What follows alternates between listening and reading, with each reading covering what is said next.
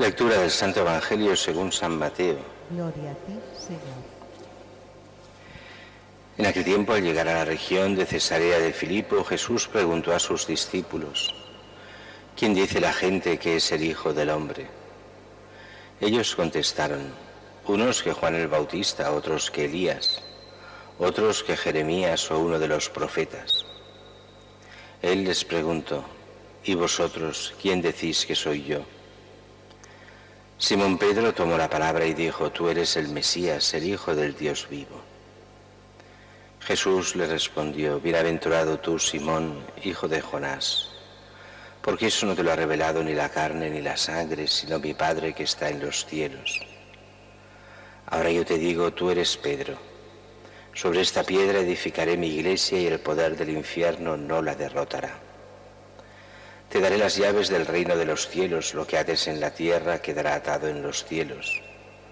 Lo que desates en la tierra quedará desatado en los cielos. Palabra del Señor. Gloria a Dios. Señor Jesús. Pueden sentarse. Celebramos todos los meses fiestas de los apóstoles, pero tal día como hoy, en este mes, celebramos dos apóstoles juntos y tal vez en el sentido eclesial los dos más grandes apóstoles. Y eso que uno es de los 12 y el otro es un advenedizo, uno que viene después, que es apóstol, dirá él mismo, como si fuese un aborto, o sea, en el sentido de que no era de los 12, no era ni creyente en Cristo, pero Cristo se lo escoge de una forma especialísima, San Pablo. Pero si os fijáis bien, celebramos esos dos juntos, no solo porque son los grandes evangelizadores, sino también porque nos recuerda hoy esta fiesta, la gran fiesta de la Iglesia de Roma, donde murieron mártires Pedro y Pablo en esta persecución de Nerón. Pedro crucificado como se ajusticiaba a los que no eran romanos de nacionalidad, pero Pablo era romano, a Pablo no podían crucificarlo. La crucifixión estaba reservada a los extranjeros.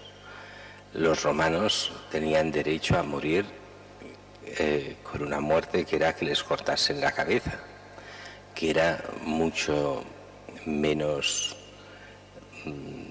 degradante para los romanos que no la crucifixión, que es muchísimo más dura, aunque la muerte es la muerte en los dos casos. Según la tradición, Pedro, que muere allí en lo que hoy sería la Plaza de San Pedro, que era el lugar de espectáculos del Vaticano, de la colina vaticana, no el Vaticano lo que entendemos hoy, sino esa colina era la colina vaticana. Allí había esta especie de lugar, de una especie de circo, donde morían y se mataba mucha gente y se hacían espectáculos. Y justo detrás, de la colina, en la misma colina vaticana que iba subiendo, lo que hoy es la Basílica de San Pedro, allí estaba el cementerio pagano, y en la zona pobre del cementerio, lo que hoy sería donde estaba la tumba, o sea, donde está debajo del altar mayor, allí se sepultó bajo dos tejas, o sea, de la forma más pobre, a Pedro.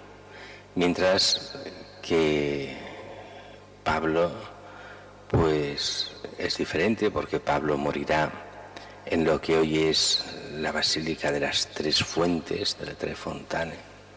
Allí las tres fuentes, según una tradición, serían porque cuando le cortan la cabeza a San Pablo, la cabeza da 3 botes en el suelo y de allí surgieron 3 fuentes.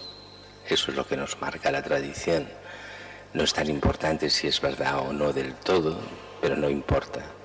Allí fue el lugar del martirio de Pablo y después enterrado a poca distancia de allí relativamente, donde hoy está la Basílica de San Pablo extramuros, donde está el sepulcro de San Pablo. Una cosa es que los sepulcros estuviesen allí en origen. Hoy en día los cuerpos es otra historia. Fueron llevados a las catacumbas, después de las catacumbas las cabezas las llevaron a la catedral y están hoy encima las cabezas de lo que era la catedral de Roma, que es San Juan de Letrán, encima del baldaquino, encima del altar. Ahí hay dos bustos de San Pedro y San Pablo, donde la tradición nos dice que allí están las cabezas de Pedro y Pablo. Lo de las reliquias es lo menos importante. Lo importante son las figuras. Pedro y Pablo, los grandes evangelizadores. Pedro constituido cabeza visible de la Iglesia, y no por su inteligencia, ni por grandes cosas que supiese hacer. Lo único que le pide Jesús es: ¿me amas más que estos? Lo que pide a Pedro es que ame a Jesús como nadie. Es lo que hay que exigir a Pedro, no tanto que sea ni muy inteligente, ni la persona mejor organizada, ni que sea quien sabe qué. Solo que ame a nuestro Señor del todo, es lo que le pide. Y así sea el pastor de las ovejas, sea el pastor de todos los cristianos, puesto por el mismo Cristo, elegido por Él, pero solo para eso. Después sabemos muy bien que los que sucederán a Pedro en la misión de pastorear a la Iglesia serán los papas, y por eso la Iglesia pues respeta y venera lo que es la misión de Pedro en todos los papas. Otra cosa es que los papas sean mejores o peores. Ha habido grandísimos santos entre los papas y otros que no lo han sido tanto y que no han sido santos para nada. Y eso lo reconoce la misma Santa Sede cuando se escoge al Papa. Sabéis muy bien que se hace en la Capilla Sixtina expresamente, bajo las grandes pinturas de muchos autores, pero sobre todo el Juicio Final de Miguel Ángel. Y allí hay pintados en ese juicio final papas en el infierno.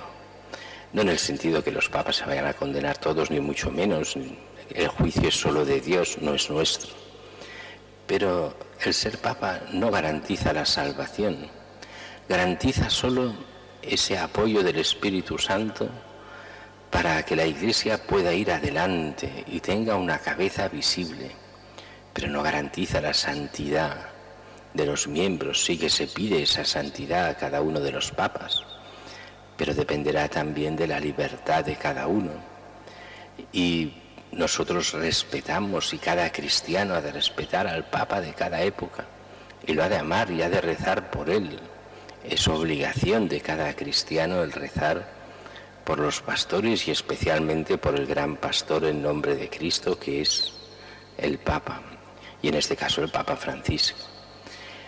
Y Pablo, que representa todo lo que es la misión, él, el gran misionero, que fue por buena parte del mundo conocido, llegando a ser el primer evangelizador en Europa, el primer evangelizador conocido en Europa. Seguramente ya habían cristianos en Roma antes de que él pisase Europa, pero queda todo en la nebulosa de la historia. No sé, lo que sabemos es que algunos romanos se bautizaron justo el día de Pentecostés y fueron a Roma y fundaron una pequeñísima comunidad, una comunidad aislada durante unos cuantos años, de la cual se sabe poquísimo, pero que con la llegada de Pedro y Pablo se transformará en la grandísima comunidad de Roma y en una de las más importantes en ese momento, sobre todo por esa presencia y ese martirio de Pedro y Pablo. Y el Papa representa no solo la figura de Pedro, sino también la de Pablo. Él es la cabeza de la Iglesia, pero ha de ser el gran evangelizador, aquel que no solo está puesto para ser pastor de la Iglesia de Roma, como obispo de Roma, sino pastor universal. Y como Pablo va por el mundo fundando comunidades, llevando la fe. Le toca a Pedro también mantener esa fe y llevarla a todos aquellos lugares donde hay algo de fe, para dar esa seguridad en la fe a los cristianos de todo el mundo. De ahí los viajes del Papa. Hay gente que siempre ha criticado el Papa, viaja demasiado, y dices, jamás viajará demasiado. El Papa está para fortalecer la fe en todo el mundo, y él, aunque sea a nivel no personal, sino por voluntad de Dios, es presencia de Cristo allí donde va. En algún modo lo somos cada cristiano que está en gracia de Dios, pero de una forma especial es la gracia del Papa, donde Dios lo quiere para mantener y acrecentar la fe de todos.